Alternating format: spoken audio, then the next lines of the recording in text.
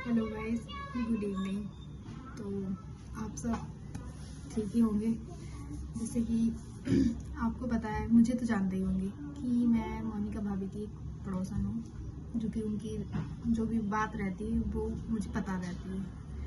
I think आपको ये भी पता होगा कि कुछ दिन पहले भाभी गई हुई थी।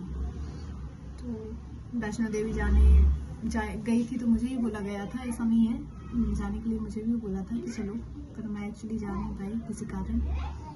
तो वो उस समय भी शायद बीमार थी, पर इतनी नहीं थी कि जो हालत अब जो कल हो चुकी है इतनी नहीं थी।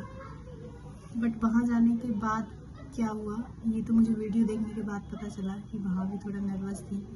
क्या होगा ये तो मुझे पता नहीं चल पाया, बात ही नहीं हो पाई। तो वहाँ से लौटने के बाद थोड़ी सैड थी वो, मेरे से बात ही नहीं कर रही थी। मैंने पूछा भी, फिर मैंने ज़्यादा फोर्स नहीं किया उनको।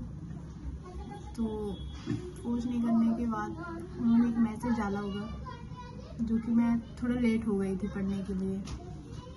पढ़ा तो उसमें यही बता रही थी कि मेरी तबीयत बहुत ख़राब हो रही है। तो मैंने फिर उसको जब देखा तब उनकी हालत बहुत ख़राब ही हो चुकी थी। तब जाके मैंने अपना फ़ोन चेक किया।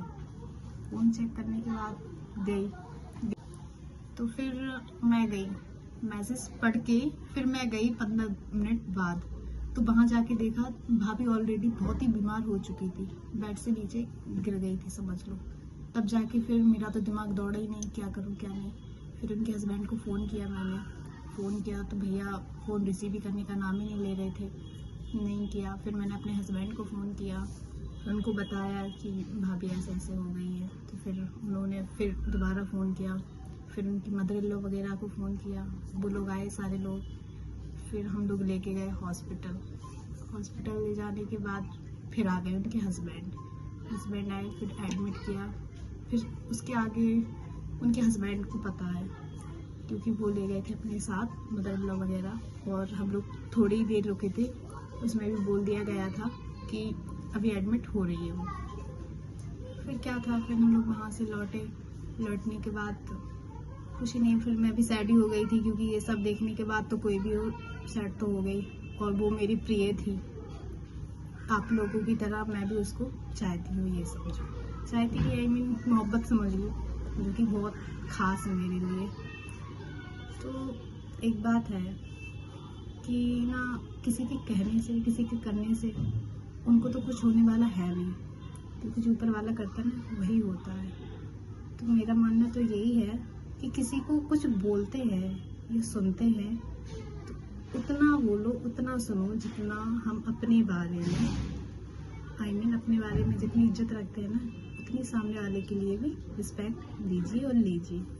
इसलिए हम किसी को कभी गलत नहीं कह सकते, क्योंकि आपको तो पता ही होगा कि आप भी इंसान हो, मैं भी इंसान हूँ। किसी को ना देखे ना सुने बगैर उसके कुछ ना कह सकते ना सुन सकते हैं।